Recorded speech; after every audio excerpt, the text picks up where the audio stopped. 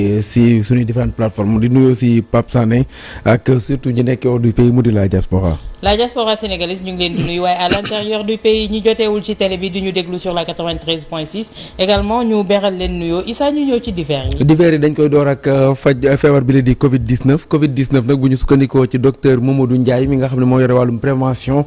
ci ministère de la santé xam leen na que ni weeru janvier wi ñu nekk en tout cas bi mu door rek léegi am nañu lu tolloog fanweeri cas ak ñeent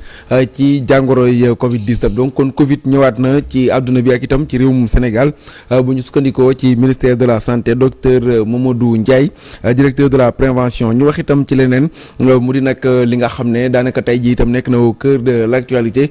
mu di président de la République Macky Sall mi nga xam ne wax na ci presse bi jàpp que ni nag presse bi faw ñu joyantiwaat ko ndax revue de presse am na ci ñoo xam ne sax ci la ñu jaare am ci ay tur ak yooyu te dañ koo théâtraliser am ay tontu yoo xam ne jóg na ci ndax dem na sax ba ñu waxaale ci école Tafsir Aliou Mor Boy bi nga xam ne foofu la dooreem njàngam ñu nar koo def li leen di site historique boo xam ne itam jëwriñ ji ñu dénk wàllum culture ci réew mi di Alioune Sow moom moo ko amal dégg nañu tontu bi nga xam ne aussi suñu naataango Babacar Fall def na ko mu di ab chronique loolu itam yaakaar naa nit ñi suivre nañ ko leneen awa mu di ci parrainage bi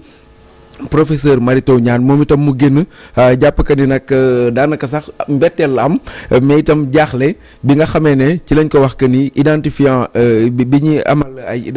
identification ci tur yi nga xam ne ñoo ko parrainé ak yooyu moom ci boppam di Mary Teuw Niane mënuñu ko identifier ñu ko en tout cas ci ñu ko parrainé te moo ne moom parrainé na boppam loolu itam nekk loo xam ne lu ko jaaxal la ni ki tey ji ci suba gi la doon amalam ndaje ak taskatu xibaar yi di ko ñaawlu donc mu di processus électoral bi nga xam ne ba léegi ñi ngi wéy en tout cas di wax ci processus boobule bu ñu waxee sax ci ñi nga xam ne ñoo ci jiitu nag Aly Ngouille Ndiaye moo nekk ci bopp bi ci ñi nga xam ne ñoo ci ëppale ci ay parrainage yoo xam ne moom la ñu leen defal bi ñu doon wuti ji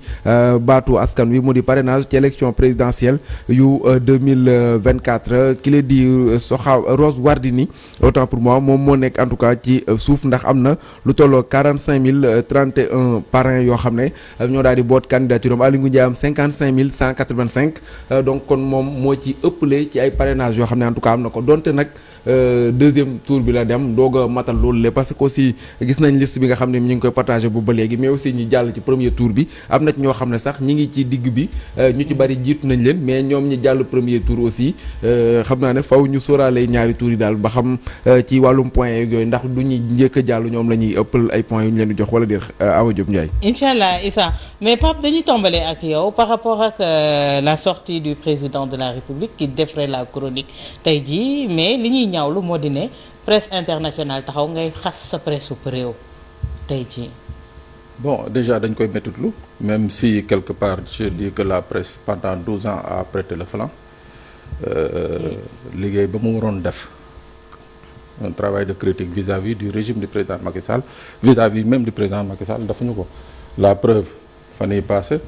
ñoom Issa ñi la convention des jeunes reporters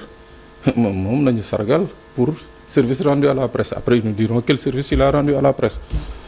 tey c'est ce président là moo jàkkaarloog la presse étrangère internationale plutôt taxaw di xalab justement le travail de cette presse c'est vrai que elle n'est pas exempte de reproches elle est au contraire bant bi président jël du dóor ñoom ñoo ko jox mais man dama jàpp au-delà des propos du président dama jàpp mooy li ñuy wax un président ne devrait pas dire ça keneen mun na ko wax y a pas de problème mais que président de la République mën a jàkkaarloog la presse de son pays ou quelque association mu munti doon wala leneen lu munti doon mu nga xam ne bu Sénégal la surtout devant la communauté internationale di leen traiter de la sorte je crois que pour man c'est manquer de tact voilà manquer de tact dans la mesure où comme je le rappelle pendant 12 ans la presse a été indulgente avec le régime du président Macky Sall li mu wax bu ñu ko demee en profondeur peut-être léew bi mu ko waxee moom ci boppam comme li nga wax un président ne devait pas dire ça mais bu ñu demee ci fond bi li mu wax aussi est-ce que bon en tant que président il a tort mais est-ce que du lu Sénégalais yi di wax ci mbedd yeeg yooyu. mais moom la papa wax ne le président on a prêté le flanc ñun ñoo ko jox yàpp bi ñuy dóoree parce que effectivement c'est ce qui se passe qu'on le dise ça la presse ne fait pas son travail c'est vrai que ça fait mal ñu koy wax mais c'est vrai qu'on a raté diverses occasions pour faire le travail pour wan nit ñi ni que quand même justement cette presse là bi nga xam ne qui a écrit ses lettres de noblesse est restée là même. Mais bon malheureusement je dis président Macky Sall aussi que nga xam ne c'est quelqu'un avec sa nature il est comme il est. Voilà il a jugé que voilà cette presse là qui m'a soutenu pendant des années il est temps que ma woon sénégalais presse bi mooy lan.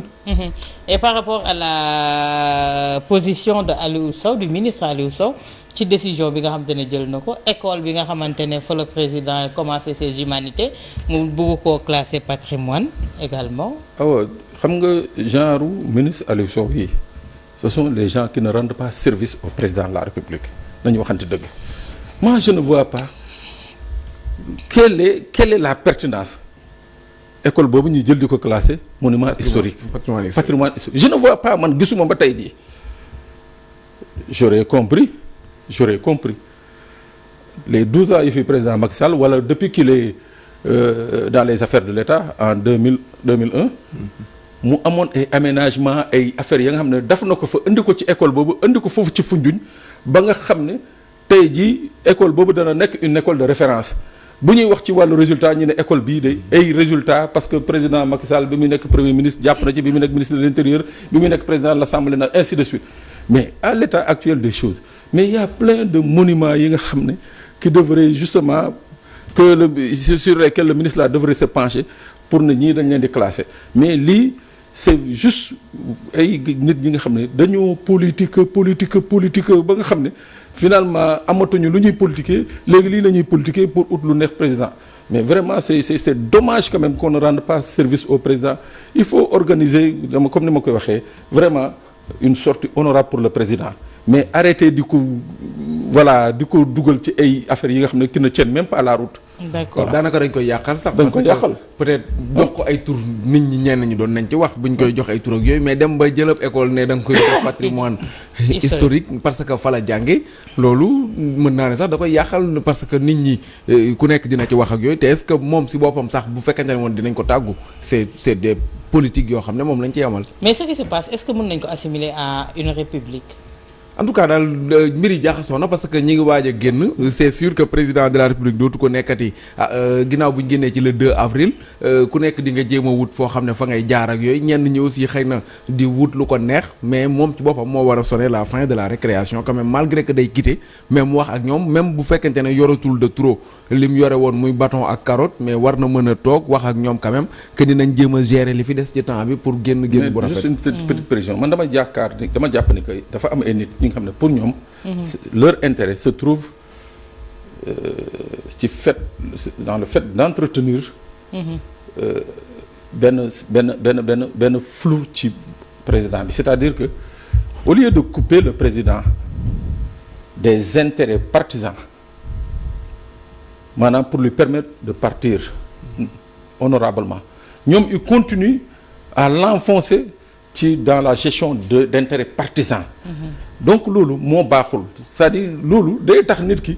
chaque jour bu naree dem du dem bu bëggee dem il a comme l'impression que les gens ont toujours besoin de lui non président les gens fu mu ne nii dañu doyal constitution Sénégal moo ne 2 mandats là après da ngay dem ça suffit voilà. d'accord tey Moustapha loo ci jàngat ci doxalinu njiitu réew mi déjà ni mu ko doxalee mais également le ministre de la culture dogal gi nga xamante ne jël na ko muy dogal goo xamante ne yaakaar naa ne am na ñu war a toog ngir jël dogal googu waxtaanee ko ngir càmbar ko mais pas pour les beaux yeux d'une personne. waaw man damay remettre encore ces derniers événements dans leur juste contexte. soo analyser contexte bii ñu nekk rek def di lu ñuy oowee contexte de fin de règne président Macky Sall mu ngi au crépuscule de fin de règne pratiquement il lui reste peut-être ñaari weer si ñaari weer il vit ce qu'on appelle le spleen politique.